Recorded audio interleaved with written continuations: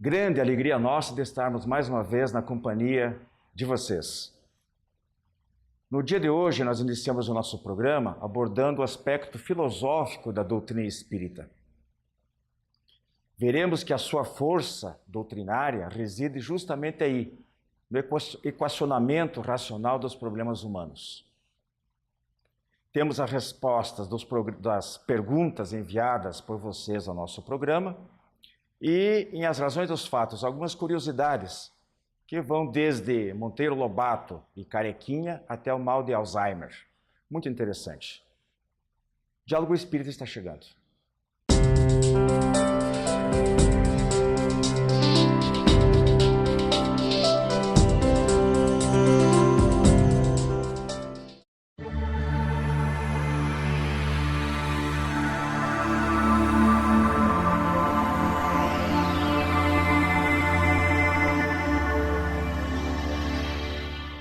Caríssimos amigos do Diálogo Espírita, nós hoje vamos tratar do aspecto filosófico da doutrina espírita. Nós já vimos aí ao decorrer de alguns programas, intercaladamente, tratando de várias áreas do saber e suas relações com o espiritismo. A filosofia, ela está, podemos dizer, que no próprio sangue do corpo doutrinário do espiritismo. É um dos três aspectos da doutrina espírita. Comigo aqui a Rose e o Parchin vão nos ajudar a expor esse problema, esse tema, melhor dizendo. E eu começo pedindo para o Parchin comentar alguma coisa em cima das seguintes frases de Kardec. O Espiritismo, diz ele, é ao mesmo tempo uma ciência de observação e uma doutrina filosófica. Como ciência prática, ele consiste nas relações que se estabelecem entre nós e os espíritos. Como filosofia, compreende todas as consequências morais que dimanam dessas mesmas relações. Parchin. Como você colocou, realmente faz parte da nossa estrutura a questão filosófica. Kardec, ao definir o espiritismo, com esse tríplice aspecto, ele vem ressaltar a importância do pensamento, do conhecimento embasado na ciência, mas que possa ser transposto para a lógica humana. É a lógica humana calcada exatamente dentro da filosofia. Quando o Espiritismo começa a se propor, a discutir que essa relação do espírito entre si, com a natureza, de encarnados e desencarnados, ele precisa estabelecer uma série de relações de causa e de efeito. E para isso precisa compreender os seus problemas, a sua trajetória, o seu destino, o que nos reserva o futuro e o que nós éramos antes de trilhar o presente. Essa necessidade é que vem compor o corpo filosófico da doutrina espírita. O aspecto filosófico é tão importante para o espiritismo. Nós temos as chamadas obras básicas, de autoria de Allan Kardec e os espíritos, né? Allan Kardec codificou. Dentre as 5, 3 nós consideramos as básicas das básicas. E cada uma delas se direciona, aborda mais especificamente um dos 3 aspectos básicos. E a primeira delas, justamente a que é considerada mais importante, fundamental, que é o Livro dos Espíritos, trata justamente do aspecto filosófico. É o que reflete mais, é o que pergunta mais, que questiona mais. Aliás, o livro inteiro é constituído de perguntas e respostas. Aí nós temos o Evangelho segundo o Espiritismo, que pende mais para análise do ponto de vista religioso ou moral, né? E o Livro dos Médiuns, que trata mais da parte científica. Agora, Rose, outro trechinho de Kardec para você, da conclusão do Livro dos Espíritos. No capítulo 6, Kardec diz assim: seria-se fazer uma ideia bem falsa do Espiritismo acreditar que sua força decorre da prática das manifestações materiais e que, portanto, entravando-se essas manifestações, pode-se minar-lhe as bases. Sua força está na filosofia, no apelo que faz à razão e ao bom senso. O que Kardec fez, né, ao brilhantemente tecer esses conceitos? O aspecto científico da doutrina espírita, ele se demora na observação dos fatos, dos fenômenos mediúnicos, é da dedução das leis que regem esses fenômenos, mas é preciso aplicar o que a esses fatos? A razão humana.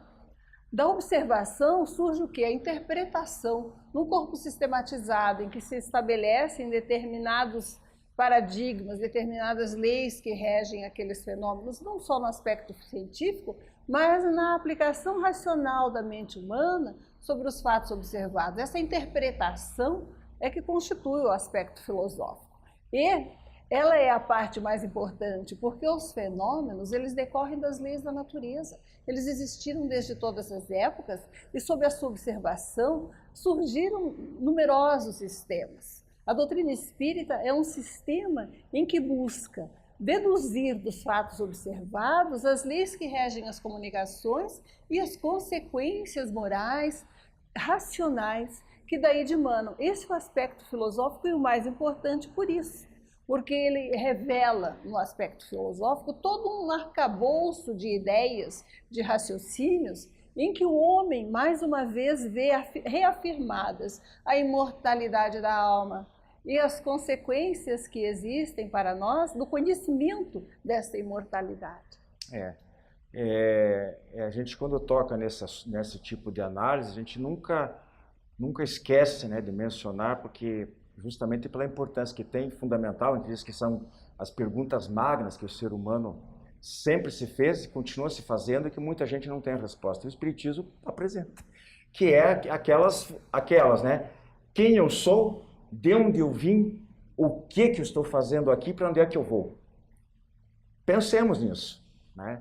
É claro que se as pessoas não admitem certos princípios da doutrina espírita, seja quais forem as suas razões, porque ela talvez não esteja num grau de maturidade capaz de entender, ou se ela teve a sua vida, sua formação religiosa regida por princípios mais autoritários, mais dogmáticos, né?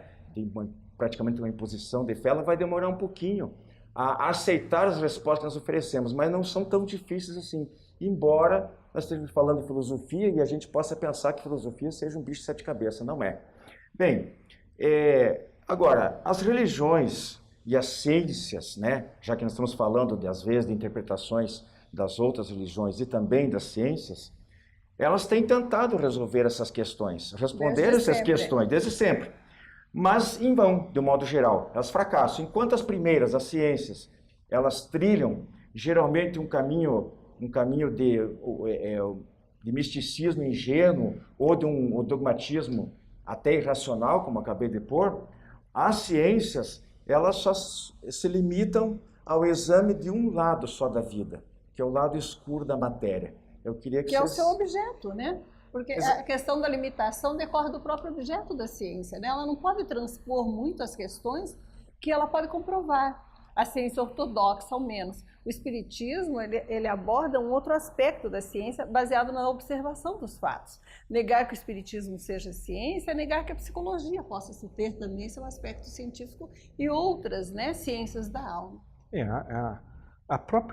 Quando nós nos propomos a analisar algo, que para a ciência é abstrato, o antes e o futuro, quando nós nos propomos a analisar, só a filosofia pode nos responder isso. É isso que talvez a ciência não tenha percebido, que a técnica de reprodução, da análise do fenômeno, ela pode apenas mensurar o presente.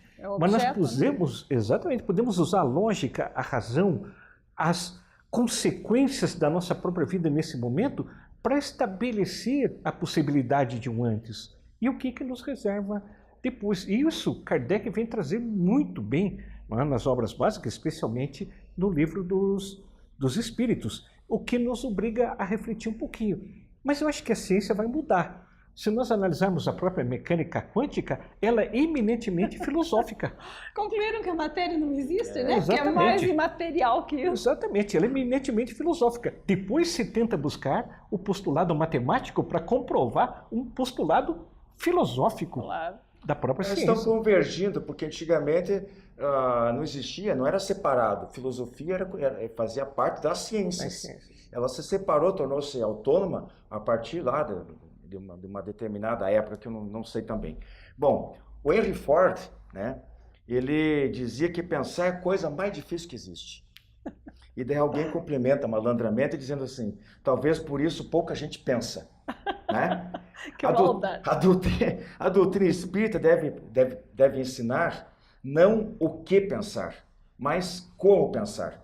É claro que isso aí dentro de certas limitações. Eu gostaria que vocês comentassem em cima disso. Pessoalmente, eu acho que, claro, tem muita coisa que a gente tem que refletir, certos princípios e tal. Mas esse como pensar talvez seja mais importante do que o que pensar. Porque se nós recorrermos aos antigos sábios, Sócrates inclusive, ele não se preocupava muito com as respostas. Ele se preocupava mais com as perguntas. É por aí, Prancha? Tem que ser, porque se nós formos analisar a nossa vida, né? E nós não soubermos o que procurar para desenvolver o nosso raciocínio, vai ficar muito difícil. O Espiritismo prega o livre pensar, mas o livre pensar também tem que estabelecer um método de análise para o seu pensamento. O que exatamente que nós temos que analisar? Usar um exemplo bem curtinho, mas muito significativo. Eu conversava com uma pessoa de determinada religião e discutimos a questão de Adão e Eva, que tiveram 3 filhos homens. Não é? Como é que poderia ter se gerado toda uma série de gerações? Até porque mesmo no Velho Testamento está lá que Caim funda uma aldeia, casa, tem filhos. Mas de repente essa pessoa só teve uma resposta para mim. Naquele tempo era diferente. Quer dizer, ela não abriu o seu pensamento para analisar alguns aspectos, como da hereditariedade, da reprodução, da quantidade de pessoas. Então, no Espiritismo, nós temos essa obrigação, no instruí-los, de fazer o nosso pensamento fluir com lógica e com razão, mas nós temos que realmente mostrar quais aspectos devem ser colocados. E não o que pensar, porque estaríamos sendo dogmáticos. Né? Rosa, eu falei há pouquinho aí, citei Sócrates, né? A gente lembra que Sócrates e Platão foram precursores da doutrina espírita, não só por algumas das ideias que eles trouxeram enquanto encarnados, como também há comunicações deles, inclusive no Livro dos Espíritos também, né? Na própria introdução do Livro dos Espíritos. Mas a gente não se limita, por que eu estou falando isso? Porque é um filósofo, a gente está tentando fazer essa conexão de filosofia com o espiritismo, a importância né? Immanuel Kant, é interessante, porque você vê que algumas ideias, ele relembra de certa forma, aquela recomendação de Jesus de não façais aos outros o que não queres que te façam, e vice-versa, tanto na negativa como na afirmativa. Mas ele faz essa revestida de uma outra motivação. Não é a motivação religiosa, mas simplesmente por aquilo que ele chamava de moral autônoma. Ou seja, o indivíduo tem que ser bom por uma questão de cidadania, é dever dele. Então ele está muito certo, né? Ele não tem que, em obediência a alguém, por temor a Deus, a um ente superior. Ele tem que fazer simplesmente porque é um dever de fraterno, de convivência. Nós temos que pensar como é que nós podemos viver bem. Como podemos ser felizes na Terra mesmo, né? É possível ser feliz numa sociedade em que as pessoas são profundamente egoístas? Não é.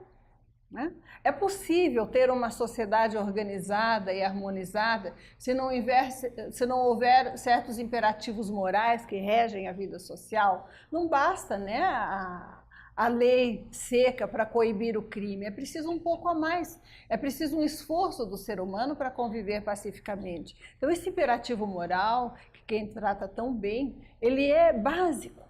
Ele é básico para a coexistência pacífica, para a sobrevivência digna do ser humano, para o progresso social. E, obviamente, a religião, a ciência, a filosofia só se separam como matérias teóricas, nos seus objetos específicos, porque ou a realidade é um todo harmônico, ou nós não temos como realmente viver bem, porque essa soma de conhecimento, de visões sobre o mundo, é que nos possibilitam nos direcionarmos e termos a plenitude possível, né, na vida sobre a Terra. Parcha, então, para a gente praticamente encerrando o nosso tema livre de hoje, falando de um outro filósofo, René Descartes, né? Ele compara a ideia da presença de Deus na alma ou na mente humana, né? Ele preferia usar o termo mente, não alma, até porque ele falava os espíritos num outro sentido, né? Então acho que para não confundir. E como a marca do artista na sua obra, né? A marca a assinatura do pintor, o estilo, aquela coisa toda. E isso nos traz também, nos remete àquela resposta dos Espíritos, quando eles dizem que Deus está na natureza, que nós quisermos conhecer Deus, que olhemos para a natureza. Você acha que é mais por aí? É bem aí. Quando nós entendemos a relação nossa com a natureza e o que nós somos, né, e nós percebemos que nisso há uma inteligência, nós podemos sentir a assinatura de Deus. E se não fizermos isso, com certeza não vamos conseguir compreender todo o processo de evolução, todo o processo da divindade e até a nossa própria razão de existir. Deus assinou a natureza, assinou a nossa alma. Muito bem assinada, por sinal. Bem, meus irmãos, nós vamos seguir aí com nossos apoios culturais e depois, no segundo bloco, tem o Espiritismo Responde às Razões dos Fatos. Até mais. A Casa Editora Oclarim divulga há mais de um século a luz e o conhecimento da doutrina espírita com valioso conteúdo, de belíssimos romances a esclarecedoras obras doutrinárias. Conheça, divulgue e compartilhe a lucidez do Espiritismo. Casa Editora Oclarim. Acesse www.oclarim.com.br.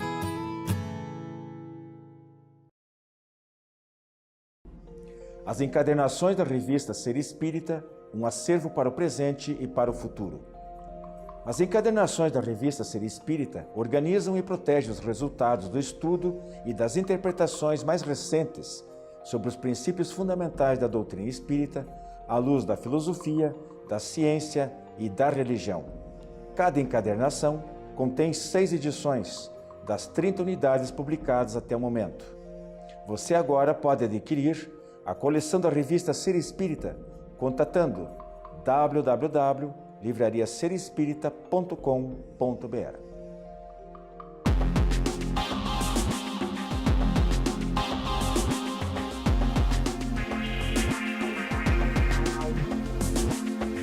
Olá, amigos. Estamos aqui, como de costume, para responder as perguntas que nos são enviadas, para que nós possamos respondê-las, então, à luz da doutrina espírita. A primeira pergunta é muito pertinente.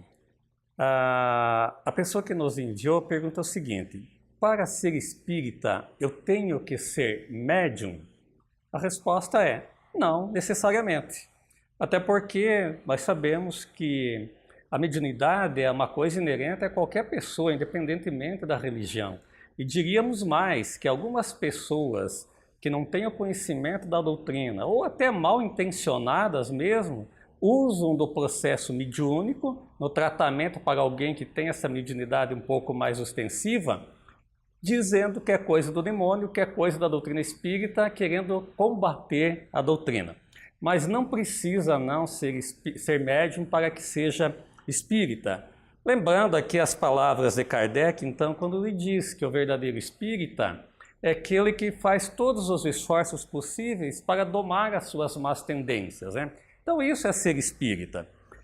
Portanto, não se preocupem com esse problema de ser ou não ser médium para que possa ser espírita.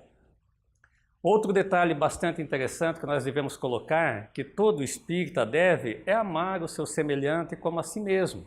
E para que isso seja possível, há necessidade de instrução.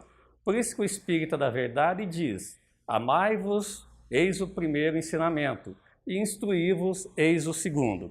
Então, como espírita, e para que sejamos verdadeiramente espíritas, nós devemos olhar o nosso semelhante como nosso irmão, aprender a amar apesar dos defeitos que os outros possam ter, até porque nós também temos, apesar dos defeitos, das imperfeições, e só assim, através da prática da virtude, da tolerância, da bondade, é que nós podemos ser, então, verdadeiros espíritas.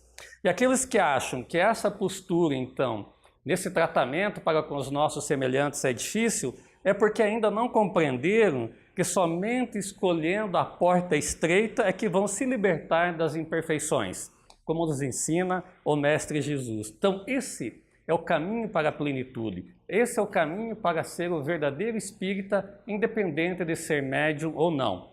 Logicamente que se for médium e for espírita, une-se ao útil, ao agradável, porque vai poder desenvolver então a sua mediunidade dentro de uma casa espírita com conhecimento, para que não venha a sofrer as consequências outras em função desse pseudo-tratamento onde acontece em outros locais. Então, como espírita, o nosso desafio é buscar ser hoje melhor do que fomos ontem, para que amanhã possamos colher esses frutos então. É o autoconhecimento, é a autotransformação que vai fazer com que sejamos verdadeiramente espíritas, repetindo, independentemente de ter ou não ter mediunidade, ok?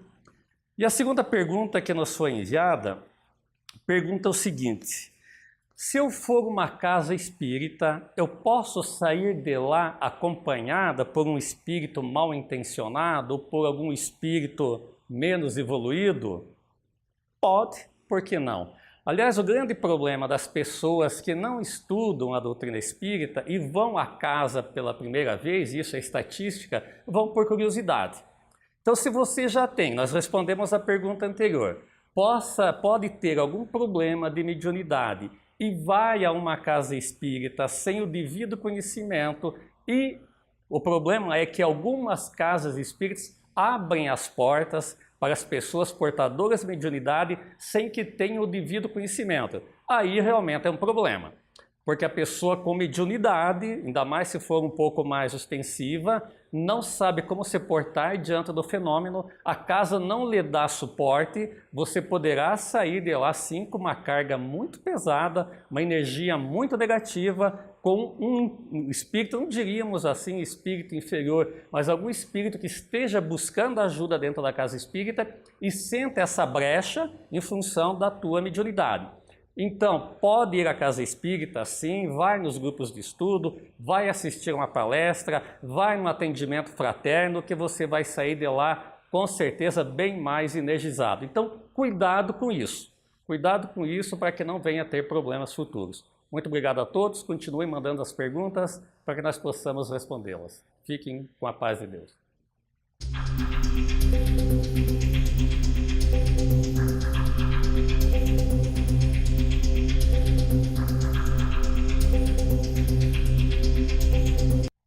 Amigos, conforme eu havia prometido na abertura do programa, eu vou trazer hoje aqui no nosso As Razões dos Fatos algumas coisas pensadas de um arquivo pessoal meu que podem nos interessar, tem a ver com os assuntos que nós costumeiramente abordamos aqui.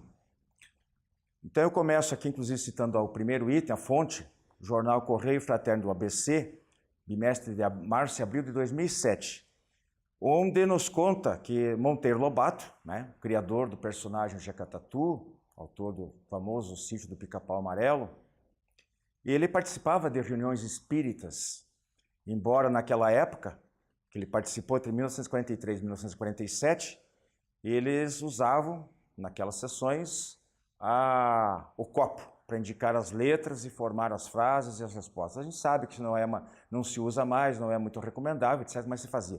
E Monteiro Lobato era encarregado, inclusive, de produzir as atas dessas reuniões, estão para quem quiser, para pesquisadores que quiserem comprovar. E mais que isso, ele traduziu um livro também de um pesquisador espírita inglês chamado Oliver Lodge, que viveu de 1851 a 1940, verteu do inglês para o português. Passando disso adiante, o palhaço de circo, né, muito respeitável, por sinal, Carequinha, que desencarnou no dia 5 de abril de 2006, isso consta de uma informação do Serviço Espírita de Informação de junho de 2006, de maio de 2006. Conta-se que 3 dias antes de ele desencarnar, ele viu espíritos no quarto. Uma vez uma moça, 2 vezes, e um rapaz cercado de muitas crianças, talvez porque ele fizesse a alegria das crianças e já estivessem recepcionando para a sua passagem para o mundo espiritual. E 2 dias antes do falecimento dele, uma filha com o celular acabou fotografando vultos também no quarto, que segundo familiares seriam da própria mãe do Carequinha. Outro tópico. Em entrevista nas páginas amarelas da revista Veja, de 9 de julho de 2008, o astronauta Edwin Aldrin, que juntamente com Neil Armstrong foram os primeiros homens a pôr os pés na Lua, hoje ele está com 87 anos de idade, ainda está vivo, segundo consta. Declarou o seguinte: a viagem reforçou minha espiritualidade. Hoje acredito na ação de uma inteligência maior que resultou na criação do universo e guia a evolução da espécie humana. Vejo um homem de ciência que viajou, fez uma viagem não interplanetária, mas a um satélite da Terra, e acabou rendido pelas evidências do contato com a grandeza do universo. No Anuário Espírita de 2010, o médico Daniel Hall, da Universidade de Pittsburgh, diz o seguinte: a participação religiosa aumenta em 2 a 3 anos de vida. Já na Universidade de Michigan, o sociólogo Neil Krause afirma: pessoas gratas a Deus sofrem menos de depressão e as que creem que suas vidas têm um propósito vivem mais. Então nós temos aí o problema da depressão, que é o grande mal do final do século passado e início deste, que é o tormento dos consultórios psicológicos e de psicoterapia, principalmente, e que mais uma comprovação de que a prece, de que o recolhimento da crença em Deus faz bem à saúde, mais uma razão para a gente procurar esse recurso. Mas essas descobertas não são propriamente novidade. Já em 1872, o antropólogo e matemático inglês Francis Galton observou que os monarcas, os reis, viviam mais por causa das preces dos súditos, exceto aqueles reis depravados, que havia muitos, por sinal, na época.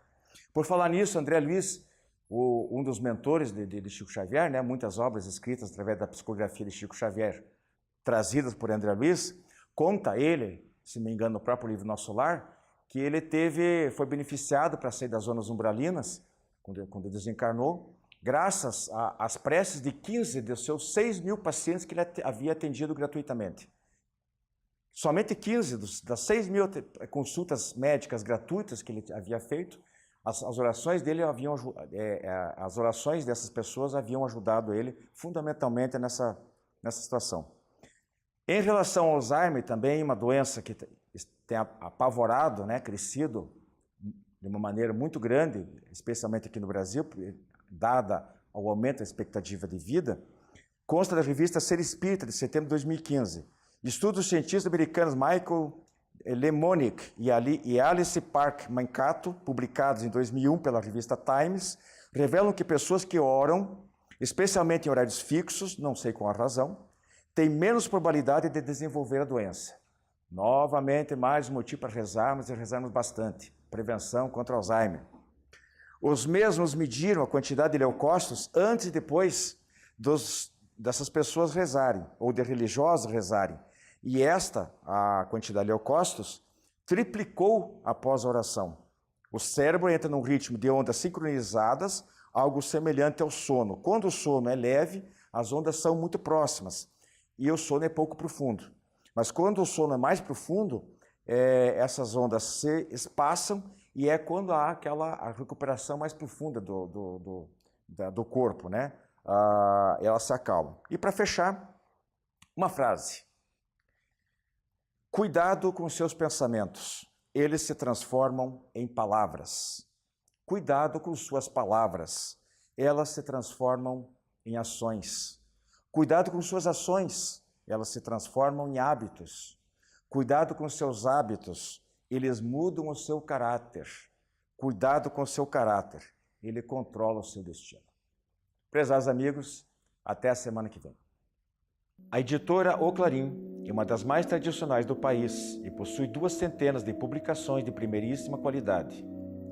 Um de seus mais recentes lançamentos é o romance A Paranormal, de Gisete Marques. A vida do agente do FBI, John Moore, era normal e feliz até o dia em que a esposa e a filha são vítimas de um crime. Angelina Lewis se defronta com um grave problema, tendo que revelar sua faculdade extrasensorial. Refeito do passado de dores, tem um encontro com o agente e sua faculdade mostra um cenário de revelações dolorosas e comprometedoras. Pedidos pelo e-mail oclarim@oclarim.com.br, o telefone 16 33 82 1066 ou através do Clube do Livro Espírita Curitiba, pelo e-mail adpr@adpr.org.br.